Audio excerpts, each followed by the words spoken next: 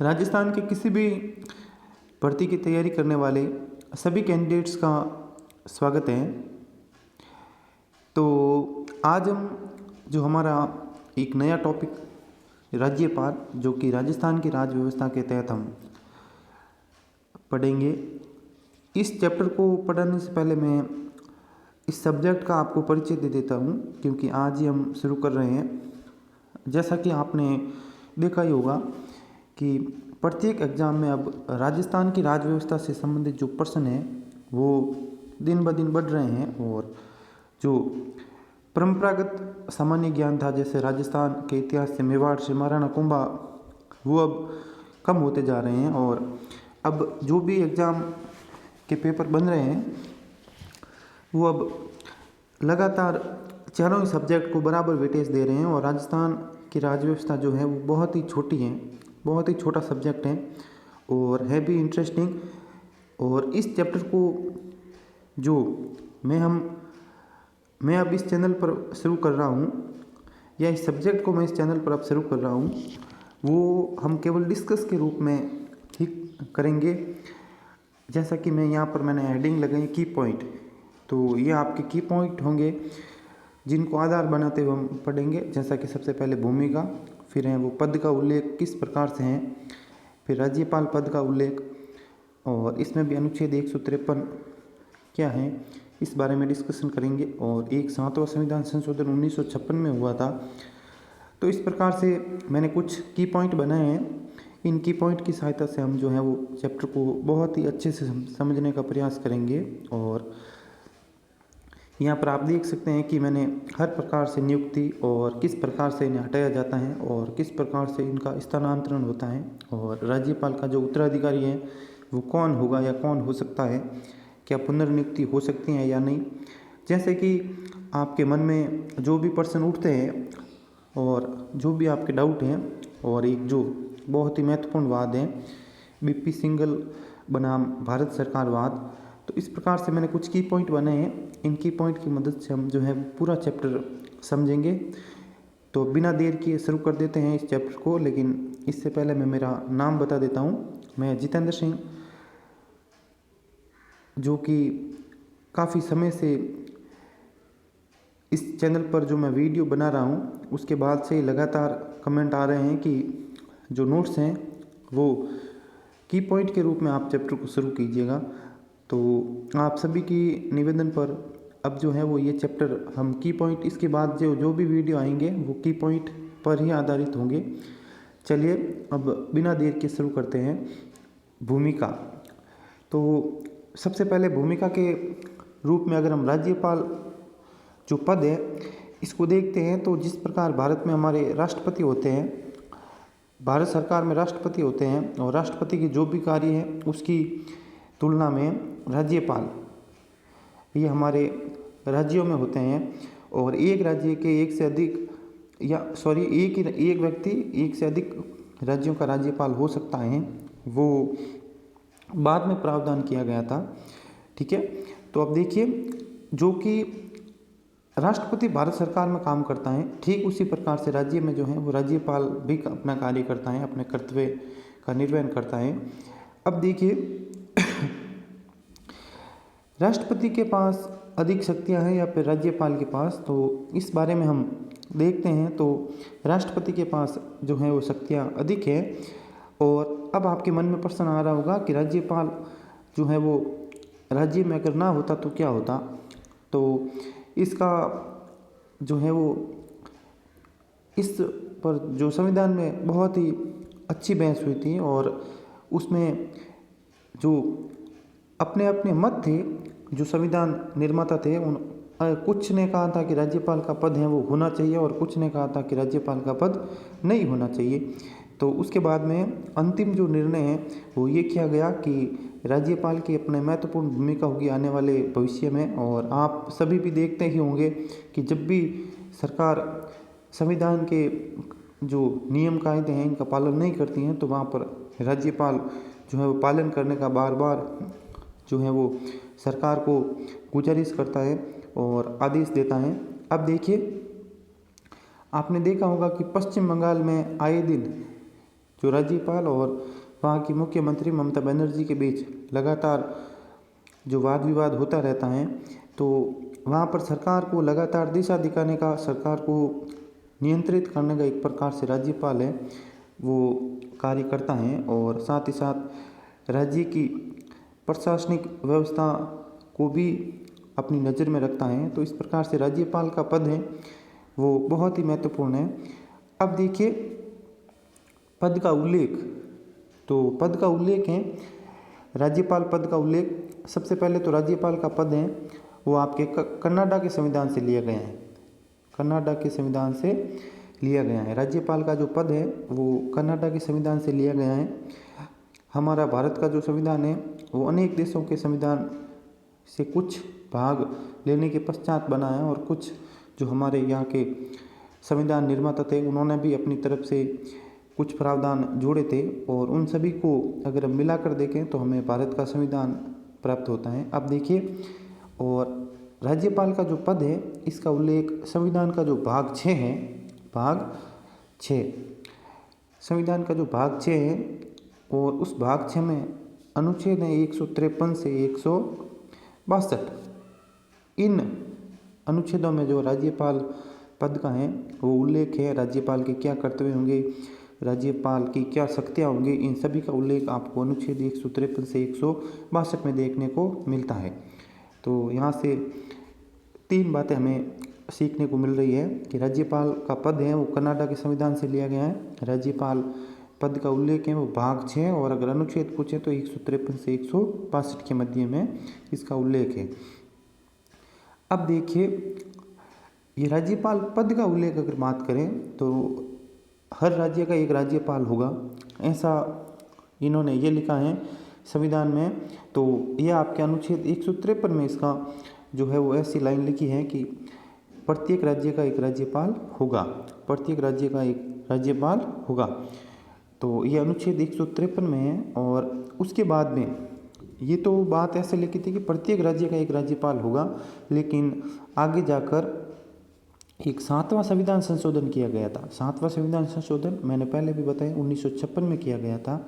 ये 1956 में जो संशोधन हुआ था इसमें कहा गया कि एक ही व्यक्ति 2 या 2 से अधिक राज्यों का राज्यपाल हो सकता है। एक ही व्यक्ति 2 या 2 से अधिक राज्यों का राज्यपाल है जो हो सकता है, ठीक है। अब ये ध्यान रखिएगा कि जब ये प्रश्न उठा कि एक ही व्यक्ति अगर 2 राज्यों का राज्यपाल होगा तो फिर इसकी नियुक्ति कौन करेगा, तो इसकी नियुक्ति राष्ट्रपति साहब ही करेंगे, वो भी केंद्रीय मंत्रिपरिषद की सिफारिश पर। राष्ट्रपति जो है वो एक ही व्यक्ति को 2 या 2 से अधिक राज्यों के राज्यपाल की जिम्मेदारी है वो दे सकता है। अब देखिए इसके अलावा ये 7वां संविधान संशोधन और भी अनेक जो है वो प्रावधानों को अपने में समाहित किए हुए हैं। इसमें ये है कि राज्यों में 3 श्रेणियाँ होती थी पहले, 1956 से पहले, A, B, C और D, 4 श्रेणियाँ। इन चारों श्रेणियों को समाप्त किया गया, इन चारों श्रेणियों को समाप्त किया गया। ये श्रेणियाँ जो है वो आय के आधार पर और वहाँ की जनसंख्या के आधार पर बांटी गई थी, हर राज्य को अपनी एक श्रेणी थी। अब देखिए इसके अलावा ये 7वां संविधान संशोधन है वो 500 जो लोकसभा की 500 सीटें थी उसको बढ़ाकर अब 525 किया गया था। 500 से बढ़ाकर लोकसभा की सीटों को 525 किया गया था। और इसके अलावा पहले राज प्रमुख पद था, राज्यपाल का जो पद था इसे राज प्रमुख के नाम से जाना जाता था। अब इसका नाम बदलते हुए राज्यपाल किया गया, ठीक है। भारत का संविधान तो 1949 में तैयार हो गया था, लेकिन उसके बाद भी 1956 तक राज प्रमुख का पद सर्जित था। उसके बाद में राज प्रमुख पद को विलोपित करके राज्यपाल का पद जो है वो सर्जित किया गया। अब देखिए हमारे राजस्थान के प्रथम राज प्रमुख की बात करें, राजस्थान के प्रथम राज प्रमुख की बात करें तो सवाई मान सिंह जी जो हैं वो प्रथम राज प्रमुख थे, सवाई मान सिंह जी। ये तो थे प्रथम राज प्रमुख। और प्रथम राज्यपाल की बात करें तो प्रथम राज्यपाल है गुरुमुख निहाल सिंह। ये छोटे छोटे फैक्ट है लेकिन महत्वपूर्ण है, गुरुमुख निहाल सिंह। ठीक है, आप लिख लीजिएगा। अब देखिए आगे बढ़ते हैं। अब इसके बाद में जो राज्यपाल राज्य कार्यपालिका का संवैधानिक प्रमुख होगा, ये आपके अनुच्छेद 154 में लिखी हुई बात है। हम लगातार अनुच्छेद को क्रम वाइज अध्ययन करेंगे। 153 के बाद में 154, फिर 155 आ रहा है यहाँ पर, आप देखिए। तो अब देखिए, राज्यपाल राज्य कार्यपालिका का संवैधानिक प्रमुख होगा, इस बात का जो जिक्र है वो आपके अनुच्छेद 154 में है। इसमें यही लिखा है कि राज्यपाल अपनी जो है वो शक्तियों का प्रयोग अपने अधीनस्थ अधिकारियों के द्वारा करेगा। राज्यपाल अपनी जितनी भी शक्तियां हैं या फिर कार्य हैं वो अधीनस्थ अधिकारियों या फिर अपने स्वयं के माध्यम से करेगा। अब यहाँ पर अधीनस्थ अधिकारियों से आपके मन में डाउट हो रहा होगा कि अधीनस्थ अधिकारी कौन होते हैं। तो अधीनस्थ अधिकारी का सीधा सा तात्पर्य यहाँ पर मुख्यमंत्री और मुख्यमंत्री के जो मंत्री होते हैं आसपास के मंत्री परिषद, जिसे हम कहते हैं मंत्री परिषद, ये मंत्री परिषद ये इसके अधीनस्थ अधिकारी होंगे। तो अधीनस्थ अधिकारियों से तात्पर्य यहाँ पर मुख्यमंत्री और मंत्री परिषद, ये जो है वो अधीनस्थ अधिकारी होते हैं और इन्हीं की सिफारिश पर जो है वो राज्यपाल अपने कार्य करता है। अब एक छोटा सा कंसेप्ट है यहाँ पर, मैं आपको बता देता हूँ कि अगर राज्य का संवैधानिक प्रमुख पूछे, राज्य का संवैधानिक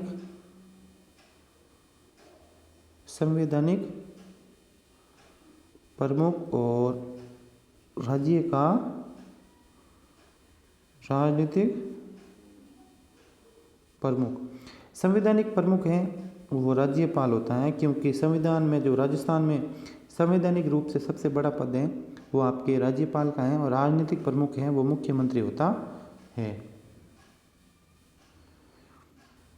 मुख्यमंत्री होता है। और राज्य का सर्वोच्च प्रशासनिक प्रमुख अगर बात करें, यहाँ पर राजनीति की जगह प्रशासनिक करते हैं। यहाँ पर थोड़ा सा अब देखिए, प्रशासनिक प्रमुख हैं। अगर इसकी बात करें तो यहाँ पर मुख्य सचिव होगा, मुख्य सचिव। ठीक है, तो यहाँ से यहाँ तक आपको समझ आया होगा अनुच्छेद 154 तक। अब देखिए अनुच्छेद 155 की तरफ आगे बढ़ते हैं, लेकिन उससे पहले जो है वो मैं आपको एक छोटी सी बात बता देता हूँ कि राष्ट्रपति और राज्यपाल की अगर शक्तियों की तुलना करें आपस में परस्पर, तो यहाँ पर राष्ट्रपति के पास जो है वो शक्तियाँ अधिक है। जैसे मान लीजिए मैं आपको कुछ शक्तियाँ बता रहा हूँ। देखिए, कार्यकारी शक्तियाँ राज्यपाल के पास, मैं यहाँ पर लिख रहा हूँ पी का मतलब प्रेसिडेंट और यहाँ पर जी का मतलब गवर्नर। अब देखिए, कार्यकारी शक्तियाँ हैं वो राष्ट्रपति के पास भी हैं और राज्यपाल के पास भी हैं। विधायी शक्तियाँ भी दोनों के पास में हैं। न्यायिक शक्तियाँ भी दोनों के पास में है। ये क्या शक्तियाँ क्या हैं क्या नहीं है हम आगे डिस्कस करेंगे इस बारे में। वित्तीय शक्तियाँ हैं, ये भी दोनों के पास में है। और अध्यादेश जारी करने की शक्ति राष्ट्रपति के पास अनुच्छेद 123 के तहत आती है और राज्यपाल के पास में अनुच्छेद 213 के तहत आती है। यहाँ पर आप देखिए कि 123 और 213 इनमें अंक समान है, आगे पीछे किए हुए, ये याद रखने की एक प्रकार से छोटी सी ट्रिक है। 123 और 213 वीटो पावर है, वो वीटो पावर राष्ट्रपति को अनुच्छेद 111 के तहत मिलता है और राज्यपाल को जो है वो अनुच्छेद 200 के तहत यहाँ पर वीटो पावर मिलता है। अब देखिए, जो राज्यपाल के पास नहीं है लेकिन राष्ट्रपति के पास शक्तियाँ हैं वे कौन कौन सी हैं, एक बार देख लेते हैं। अब देखिए, संयुक्त अधिवेशन बुलाना, जो राष्ट्रपति है वो संयुक्त अधिवेशन संसद का बुला सकता है। संयुक्त अधिवेशन वो राष्ट्रपति के पास शक्ति हैं लेकिन राज्यपाल के पास नहीं है। ठीक है, राज्यपाल के पास नहीं, इसके पास है। इसके अलावा परामर्शकारी शक्तियाँ, जो परामर्शकारी शक्तियाँ हैं, परामर्शकारी शक्तियों से तात्पर्य यहाँ पर राष्ट्रपति जो है वो सुप्रीम कोर्ट से अपने कोई भी सलाह है वो मांग सकता है सुप्रीम कोर्ट से कोई मुद्दे पर, कोई बात पर, लेकिन राज्यपाल ऐसी सलाह है वो नहीं मांग सकता है। इसके अलावा आपातकालीन शक्तियाँ राष्ट्रपति के पास हैं, लेकिन राज्यपाल के पास में आपातकालीन शक्तियाँ नहीं है। इसके अलावा सैन्य शक्तियाँ हैं राष्ट्रपति के पास, वो राज्यपाल के पास नहीं है। आपने भी कभी देखा होगा, अनेक बार जो है वो राष्ट्रपति हैं सेना के, एक प्रकार से आपने देखा पढ़ा होगा कि सेना का सबसे, जो तीनों सेनाओं का प्रमुख है वो राष्ट्रपति होता है। इसी प्रकार से संवैधानिक संविवेक की शक्ति है वो राष्ट्रपति के पास नहीं है, और लेकिन राज्यपाल के पास में है। ये शक्ति राष्ट्रपति के पास में नहीं है।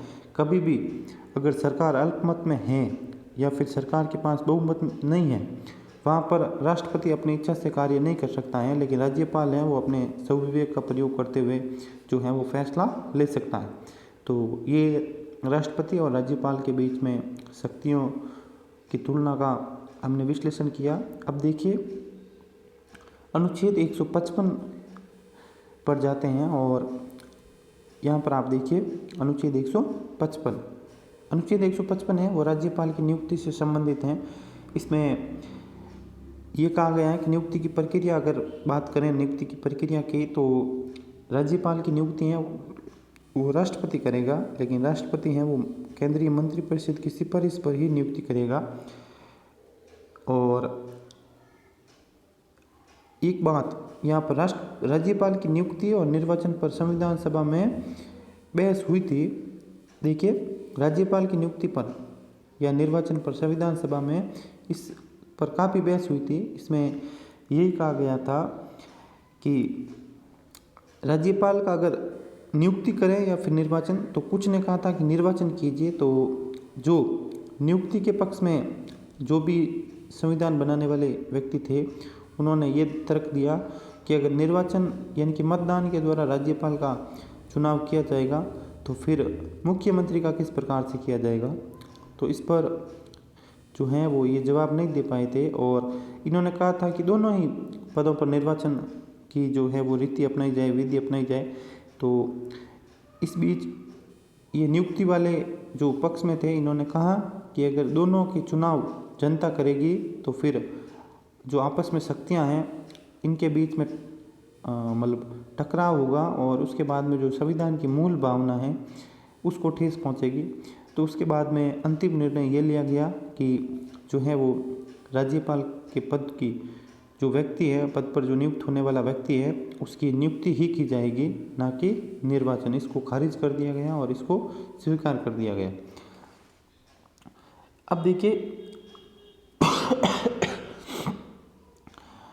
कुछ लोग आगे जाकर ये कहते हैं कि राज्यपाल है वो वास्तविक कार्यपालिका का अंग नहीं है, और केवल नाम मात्र का जो है वो संविधान प्रमुख हैं। तो उसके भी अपने अपने तर्क हैं, और उसके बाद में आगे चलकर इन्हीं मुद्दों को ध्यान में रखते हुए और इन्हीं मुद्दों पर जो बहस हैं वो करने के लिए सरकार ने अनेक प्रयास किए। और उसके बाद में ये जो मत है वो प्रकट ज़्यादा होता है कि राज्यपाल है वो केवल औपचारिक कार्यपालिका है, ना कि वास्तविक कार्यपालिका। वास्तविक कार्यपालिका आपके मुख्यमंत्री के हाथ में रहती हैं, और क्योंकि रहनी भी चाहिए, वो जनता का निर्वाचित व्यक्ति हैं, और जनता को जो जवाब है वो मुख्यमंत्री देते हैं, ना कि राज्यपाल। राज्यपाल जो है वो राष्ट्रपति के द्वारा नियुक्त व्यक्ति होता है। वो हो सकता है उस राज्य का निवासी हो, और हो सकता है वो राज्य का निवासी ना भी हो, तो उसको भली भांति उस क्षेत्र का ज्ञान नहीं होता है, वहाँ की क्या ज़रूरतें हैं क्या ज़रूरतें नहीं हैं वहाँ का ज्ञान नहीं हो पाता है। तो उस हिसाब से मुख्यमंत्री को ही वास्तविक कार्यपालिका का कर्ता धर्ता माना जाता है। अब देखिए उसके बाद में कुछ आयोगों की बात करते हैं, जो कुछ समितियां हैं इसकी बात करते हैं। सरकारी आयोग की जो सिफारिशें हैं वो क्या क्या थे। अब देखिए सबसे पहले गठन की बात करते हैं कि सरकारी आयोग का गठन है वो किस प्रकार से हुआ था और कब हुआ था।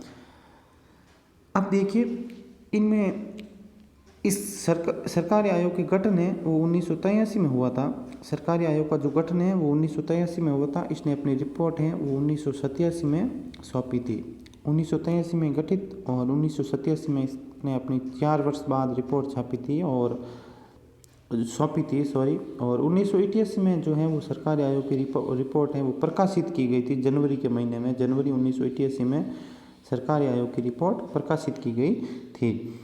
अब देखिए सरकारी आयोग में सदस्यों की बात करते हैं तो जो है वो कुल 3 सदस्य थे अध्यक्ष सहित।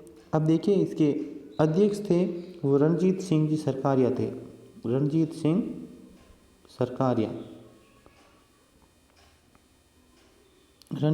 सरकारिया। और सदस्यों की बात करें तो एक तो है बी शिवरमन और अन्य सदस्य है SR सेन।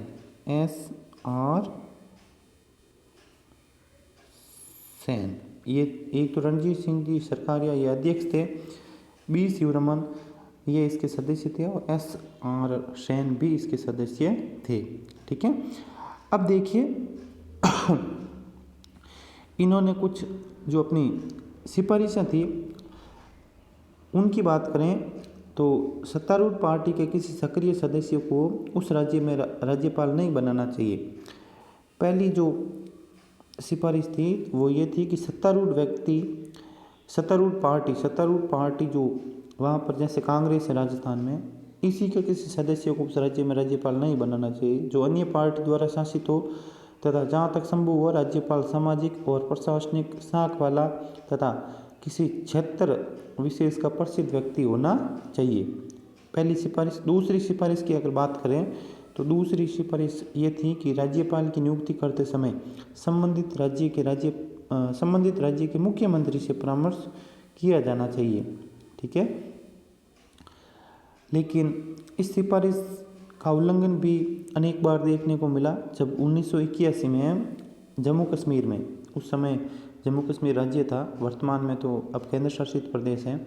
1981 में जम्मू कश्मीर के राज्यपाल जगमोहन की नियुक्ति जम्मू कश्मीर के मुख्यमंत्री फारूक अब्दुल्ला के परामर्श के बिना की गई थी। ये 1981 का मामला है जब फारूक अब्दुल्ला जम्मू कश्मीर के मुख्यमंत्री थे और वहाँ पर केंद्र सरकार ने जगमोहन जी को राज्यपाल नियुक्त किया, तब जो है वो फारूक अब्दुल्ला से परामर्श नहीं किया गया था।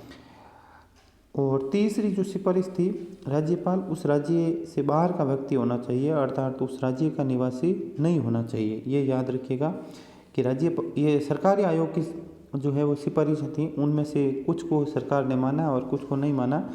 तीसरी सिफारिश यही थी कि जो भी राज्यपाल हो वहाँ उस राज्य का निवासी नहीं होना चाहिए जहाँ पर उसको नियुक्त किया जा रहा है। और इसका उल्लंघन भी कर दिया गया था केंद्र सरकार के द्वारा जब सरदार उज्जवल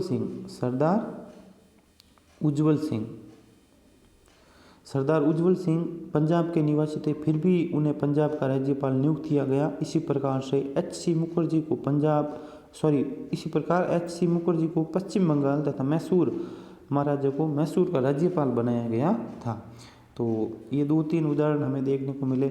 उसके बाद में चौथी सिफारिश की बात करें तो अल्पसंख्यक समुदाय के व्यक्तियों को इस पद पर नियुक्त करने की सशक्त परंपरा रही है, जिसे बनाए रखें।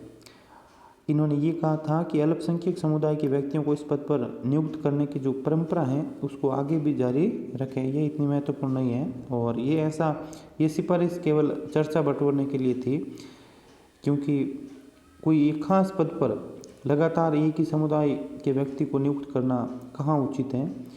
तो ये तो सरकारिया साहब भी जाने कि इन्होंने ऐसी सिफारिश क्यों की थी। राज्यपाल को 5 वर्ष से पूर्व राजनीतिक कारणों से नहीं हटाया जाना चाहिए। ये बहुत ही अच्छी सिफारिश थी कि इनका जो कार्यकाल है वो 5 वर्ष पूरा ना हो तब तक ना तो इनको ट्रांसफ़र किया जाए और ना ही इनको हटाया जाए। ठीक है। तो ये अच्छी सिफारिश थी। इसके बाद में बात करते हैं राजमन्नार समिति। राजमन्नार समिति का गठन है वो 1969 में हुआ था। सरकारी आयोग से पहले 1969 में इसका गठन हुआ था जब तमिलनाडु में DMK सरकार थी। तमिलनाडु में DMK सरकार थी। ठीक है। तो वहाँ पर इसका गठन किया गया और इसका भी उद्देश्य यही था कि राज्यपाल का जो पद है उसके बारे में आप जांच कीजिए, आप सुझाव दीजिए। तो राजमना समिति ने भी कुछ अपने सुझाव दिए थे, वो इतने महत्वपूर्ण नहीं है क्योंकि ये एक राज्य सरकार के द्वारा गठित समिति थी। तो हम यहाँ पर इसके केवल गठन के बारे में जानेंगे।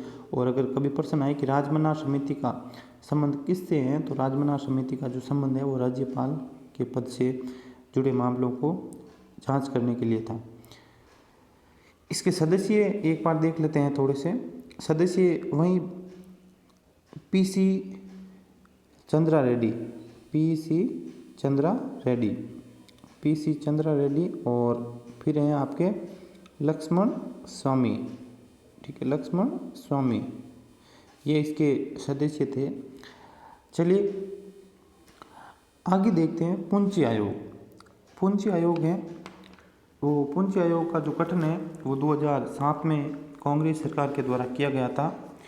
पुंची आयोग का गठन है वो 2007 में कांग्रेस सरकार के द्वारा किया गया था और इसने अपनी रिपोर्ट है वो 2010 में दी थी। 2010 में इसने अपनी रिपोर्ट दी और इसके जो सदस्य हैं, इसके सदस्य एक तो MM पुंची, इसके अध्यक्ष थे MM पुंची, जिसका पूरा नाम मदन मोहन जी पुंची था, मदन मोहन जी पुंची। और सदस्यों की बात करें तो NR माधव मेनन, NR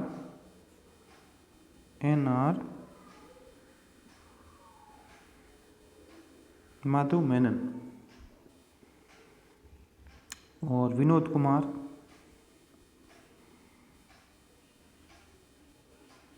इसके अलावा धीरेन्द्र सिंह,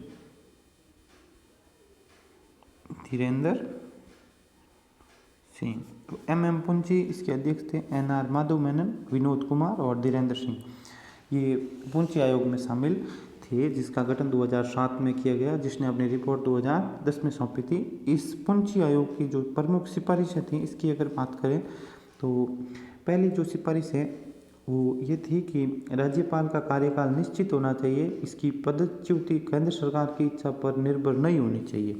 यानी कि जो इसका कार्यकाल है एक तो 5 वर्ष हो और इसको पद से हटाने की जो इच्छा है वो केवल केंद्र सरकार की ना हो, एक जो है वो नियम बनाए जाने चाहिए। जिस प्रकार सुप्रीम कोर्ट के किसी न्यायाधीश को हटाया जाता है वही प्रक्रिया इसमें भी अपनाई जाए, या फिर कोई ऐसे नियम कायदे बनाए जाए जो कि केंद्र सरकार की पूर्ण इच्छा पर निर्भर ना हो, ठीक है। पहली सिफारिश ये थी।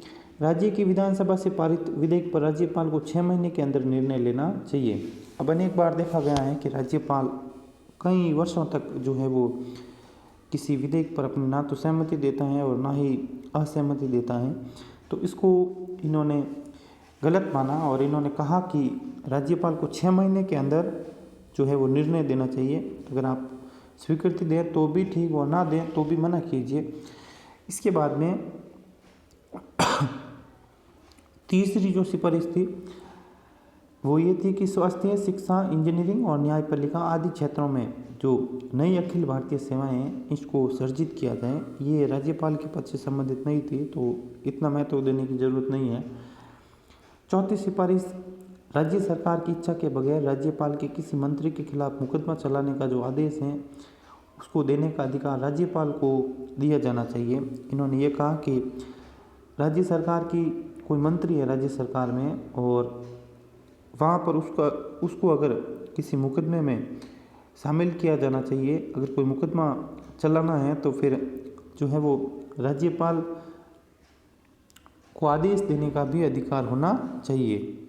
ये चौथी सिफारिश थी। पांचवी सिफारिश ये थी कि राज्यपालों को विश्वविद्यालयों के कुलाधिपति नहीं बनाना चाहिए। राज्यपालों को जो अभी वर्तमान में कुलाधिपति होते हैं राज्यपाल, ये इसकी सिफारिश इनकी मानी नहीं गई थी, लेकिन इन्होंने ये कहा था कि राज्यपाल को विश्वविद्यालयों के कुलाधिपति नहीं बनाना चाहिए।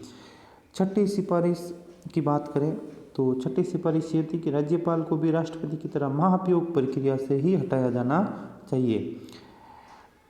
यहाँ पर तो पहली सिफारिश में इन्होंने कहा था कि केवल केंद्र सरकार की इच्छा पर निर्भर ना हो, लेकिन छठी सिफारिश में इन्होंने कहा कि राज्यपाल को भी राष्ट्रपति के जो महाभियोग की प्रक्रिया है उसी के तहत हटाया जाना चाहिए, ना कि केवल एक केंद्र सरकार के आदेश से। उसके बाद में 7वीं और अंतिम सिफारिश महत्वपूर्ण थी, वो ये थी कि अंतर्राज्यीय परिषद को और अधिक मजबूत बनाया जाना चाहिए। अंतर्राज्यीय परिषद क्या है क्या नहीं है वो हम आगे जो टॉपिक होगा विधानमंडल उसमें पढ़ेंगे, ठीक है।